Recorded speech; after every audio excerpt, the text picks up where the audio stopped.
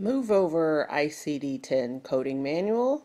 As of week 4 in our ME 2400 class, we are officially moving on to the CPT4 coding manual. I wanted to take a couple of minutes to introduce you to our coding manual and show you a few things about it that might be helpful in maneuvering and navigating through the manual. So with this manual, we're focusing on procedural coding. Procedural coding meaning we're focusing on answering the question of what was done for the patient to alleviate their symptoms, what was done to diagnose and treat their symptoms. That's what we're going to find in this book. So remember, the question with ICD-10 was why. Why was the patient at our facility? Why was the doctor treating him? So now we're moving on to the what. I'm going to show you a few things about the coding manual. If you open inside and look on the inside cover of the manual, we'll go there first. They have a quick cheat sheet of modifiers here. They have some category 2 modifiers. They have anesthesia, physical modifiers. We'll get into that a little bit, but this is just a quick reference of the modifiers, and I'll be sure to show you the section in the book, the appendix in the book, that shows a more detailed description of each of the modifiers if you should need to use them. Also in the book, on the inside pages, you'll see that they've included some tabs. You can lift them up and put them in your book.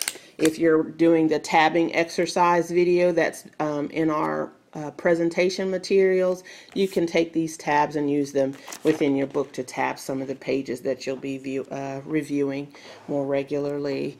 I'm going to kind of briefly go through the book just to give an intro, like an introduction to it. As I said, on here, the table of contents, it lists all of the different sections and conditions within the coding manual. So when you have a moment, you can take a look at those and find the pages that each one of the sections starts on. For us, we're going to start on, went too far, evaluation and management guidelines. The guidelines are very much the same as the ones in the ICD-10 book.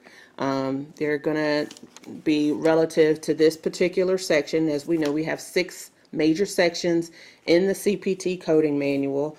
Evaluation and management is the first one listed in the book, and it breaks down in the table of contents.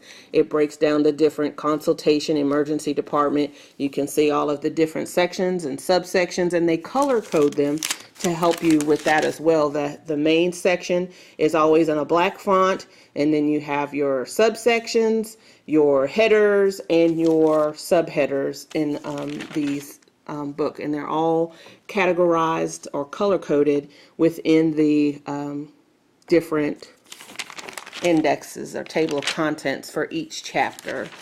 And here are the guidelines for evaluation and management. Again, they're listed on a green, it's a very pale soft green paper pages preceding the actual chapter. So when you have some time, definitely take some time to read these guidelines, because they familiarize you a little bit with how to code in this particular chapter for these specific codes.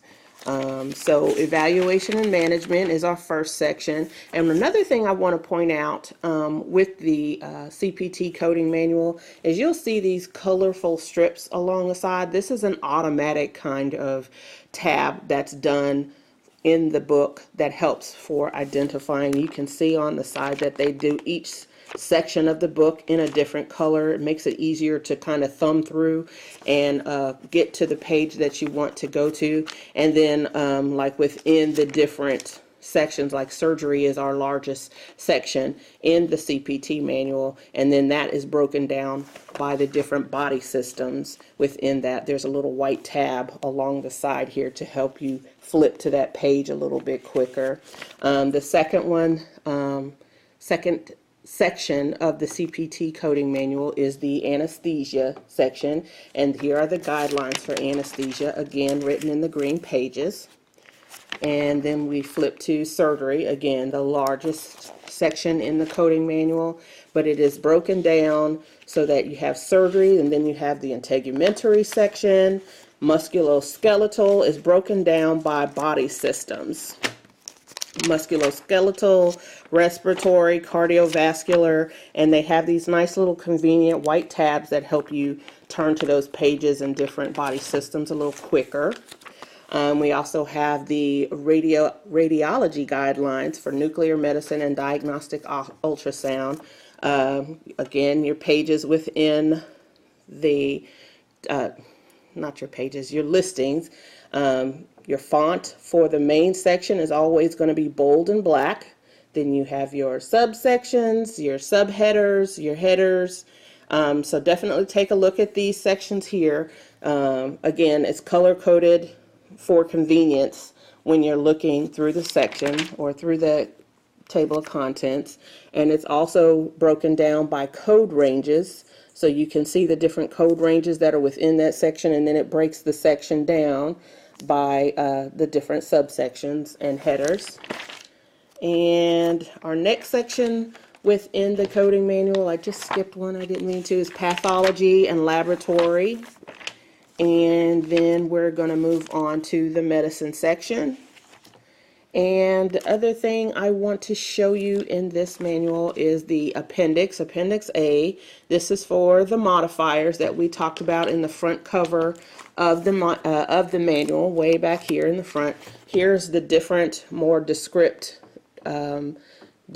discussions of each one of the modifiers that are listed in the front. In the front, it just says 26 is for professional component, but here it gives the complete description of what that is. So take a moment if you have some time. It's definitely not a book that you can read from cover to cover for enjoyment. It's no novella, but if you have some time, it's a good way to familiarize yourself with the book, to just kind of thumb through it.